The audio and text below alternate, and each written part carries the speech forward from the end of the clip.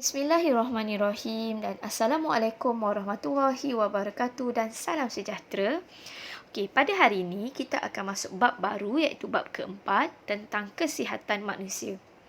Di dalam bab ini hanya mengandungi dua unit iaitu unit 4.1 tentang penyakit berjangkit dan penyakit tidak berjangkit, unit 4.2 tentang sistem pertahanan badan.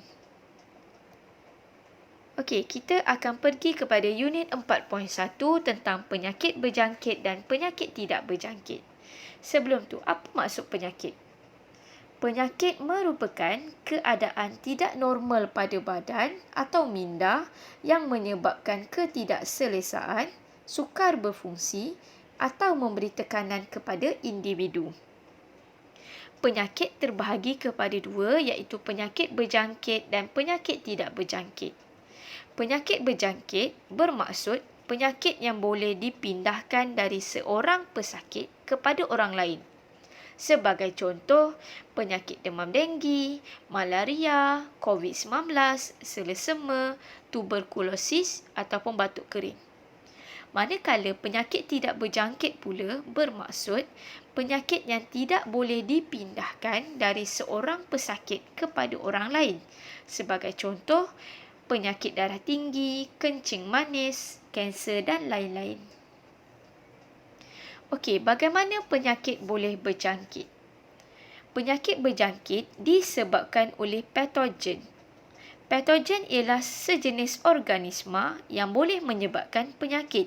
Sebagai contoh, semua virus, sesetengah bakteria, protozoa, kulat dan cacing.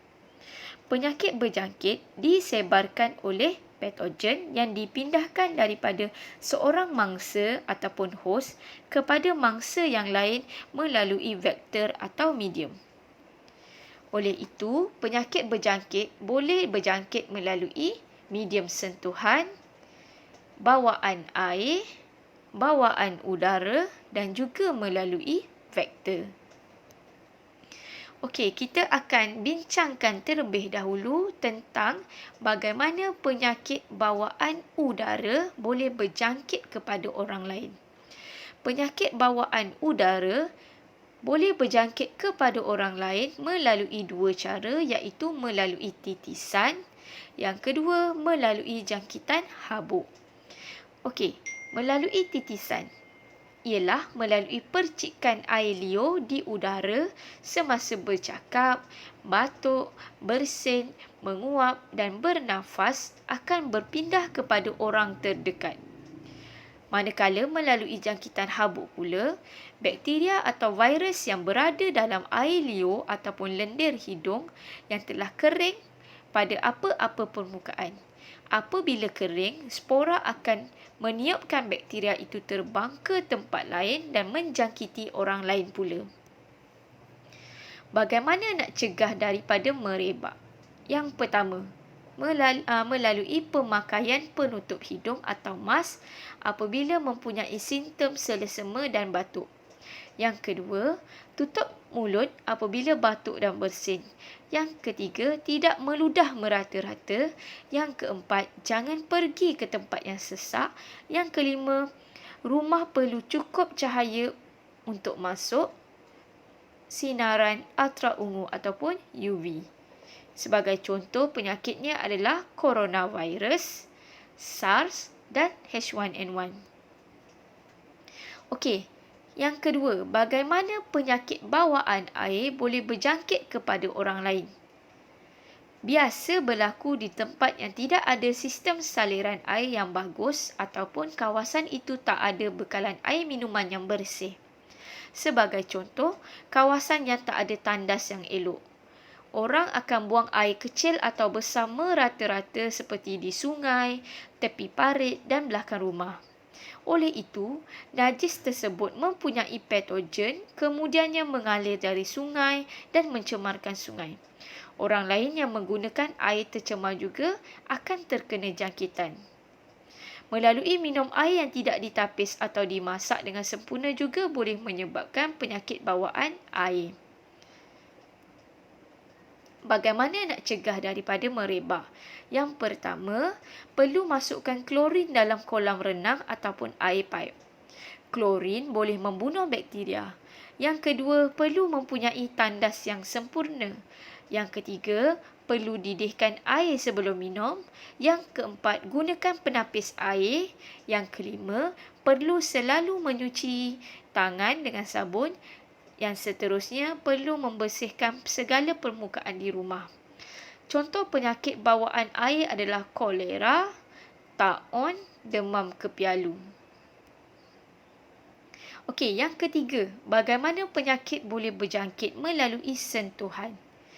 Sentuhan adalah sentuhan melalui kulit yang berpenyakit ataupun sentuhan semasa hubungan seks yang dipindahkan melalui cecair air mani ke faraj. Yang ketiga, sentuhan apabila perpindahan darah yang berpenyakit. Yang keempat adalah melalui berkongsi jarum suntikan. Contoh penyakit yang berjangkit melalui sentuhan adalah kurap, panau, sifilis, gonoria, HIV dan AIDS. Bagaimana pula penyakit boleh berjangkit melalui vektor? Apa itu vektor? Vektor ialah haiwan yang tolong memindahkan patogen sebagai contoh bakteria atau virus kepada perumah baru daripada hos. Ada penyakit yang tak perlukan vektor untuk merebak. Ia boleh merebak sendiri. Tapi ada sesetengah penyakit perlukan perantaraan atau haiwan sebagai vektor untuk memindahkan patogen iaitu bakteria atau virus kepada orang lain. Haiwan yang jadi orang tengah tersebut boleh memindahkan bakteria ini dipanggil sebagai vektor. Contohnya lipas, lalat, tikus, nyamuk Aedes. Okey, jadual 4.1 tentang vektor dan patogennya. Okey, cikgu nak ingatkan vektor adalah pembawa, patogen adalah organisma yang menyebabkan penyakit. Apabila vektor membawa patogen memindahkan daripada hos pergi ke perumah baru, individu yang dijadikan sebagai perumah baru boleh dijangkiti penyakit. Okey, kita rujuk jadual 4.1. Yang pertama, vektornya adalah lipas. Patogennya adalah Salmonella typhi. Vektor kedua adalah lalat. Patogennya adalah Salmonella typhi. Vektor ketiga adalah nyamuk Aedes. Patogennya adalah virus denggi. Vektor keempat adalah nyamuk Aedes. Patogennya pula adalah virus Zika. Vektor kelima adalah nyamuk Anopheles. Patogennya adalah Plasmodium malaria. Vektor keenam adalah tikus. Patogennya adalah bakteria Leptospira. Okey, kita rujuk jadual 4.2, beberapa jenis penyakit, gejala penyakit, patogen, vektor dan cara jangkitan. Okey, kita pergi kepada penyakit pertama iaitu malaria. Malaria ni gejalanya adalah menggigil, demam dan berpeluh. Patogennya adalah Plasmodium malaria, manakala vektornya adalah nyamuk Anopheles betina. Cara jangkitan adalah gigitan nyamuk.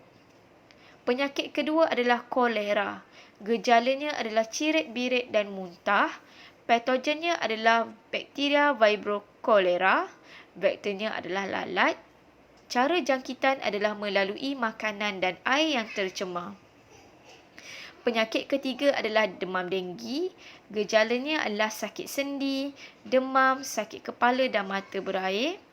Patogennya adalah virus. Vektornya adalah nyamuk Aedes. Cara jangkitan adalah melalui gigitan nyamuk. Penyakit keempat adalah demam Zika. Gejalanya adalah demam, mempunyai ruam, sakit sendi dan konjungtivitis iaitu mata kemerah-merahan. Patogennya adalah virus, vektornya adalah nyamuk Aedes dan cara jangkitan adalah melalui gigitan nyamuk.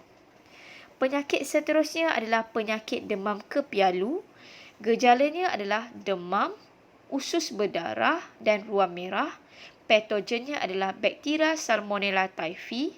Vektornya adalah melalui lipas dan lalat. Cara jangkitan adalah melalui makanan dan air yang tercemar. Penyakit seterusnya adalah leptospirosis ataupun kencing tikus. Gejalanya adalah demam, sakit kepala, sakit otot. Patogennya adalah bakteria Leptospira species. Vektornya adalah tikus. Cara jangkitan adalah melalui tanah, makanan dan air yang tercemar. Bagaimana menghalang penyakit berjangkit dari terus menjangkiti orang lain?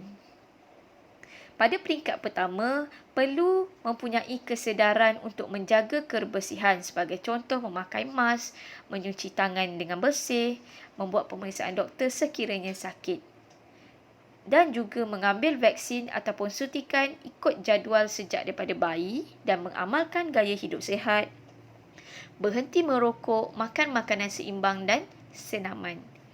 Untuk peringkat sekunda ataupun peringkat kedua, kita perlulah memutuskan rangkaian penyakit di kawasan yang berisiko seperti yang sedang kita jalani iaitu Perintah Kawalan Pergerakan. Yang kedua, mengasingkan pesakit dari orang lain, contohnya penyakit denggi, influenza dan COVID-19. Yang ketiga, memberi rawatan awal kepada pesakit di hospital. Untuk peringkat ketiga ataupun peringkat tertia, perlu menguatkuasakan undang-undang kepada mereka yang tidak menjaga kebersihan dan melanggar peraturan. Yang kedua, mengawal tempat pembiakan vektor seperti jentik-jentik, membuat fogging ataupun semburan. Yang ketiga, tidur pakai kelambu dan memakai baju yang tebal dan tutup semua bahagian untuk elak digigit nyamuk.